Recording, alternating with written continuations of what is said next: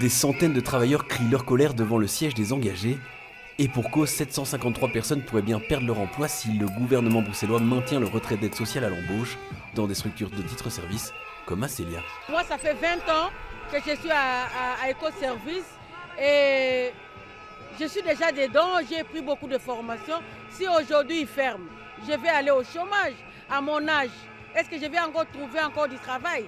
Si seulement 347 personnes profitent à l'heure actuelle de ces aides dans le milieu des titres-services, l'abandon de ces subsides pourrait bien avoir un effet domino sur tous les anciens bénéficiaires de cette aide. Il faut savoir que nous, on est mandatés par la région pour faire un travail d'insertion. Ça veut dire quoi? Ça veut dire que les personnes qui sont subsidiées à un moment donné, quand elles n'ont plus droit à ce subside, on offre des CDI, des conditions de travail pérennes, et donc les personnes restent dans l'entreprise. C'est ça notre mandat, c'est pour ça qu'on est mandaté par la région depuis quasi 20 ans maintenant. Pour le ministre de l'Emploi, combiner à la fois les subsides des tickets services et une aide sociale n'est plus tenable. Comme je l'ai dit il y a une dizaine de jours au secteur, je veux travailler avec eux pour trouver des solutions pour qu'ils puissent être employés via les titres-services classiques ou d'autres dispositifs de mise à l'emploi, par exemple les ETA.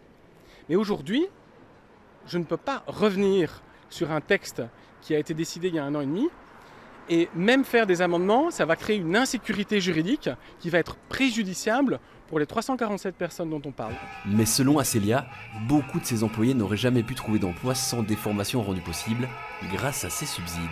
Dire que toutes les aides ménagères qui vont perdre leur travail ici pourront retrouver dans le privé, c'est complètement une utopie. C'est vraiment ne pas connaître du tout le travail qu'on fait, c'est ne pas s'y intéresser, ne pas savoir ce qu'on fait. Des discussions ont eu lieu cet après-midi avec Yvan Verhofstadt, le président des engagés, qui a accepté de rouvrir le débat, à voir si des amendements pourraient encore être prévus.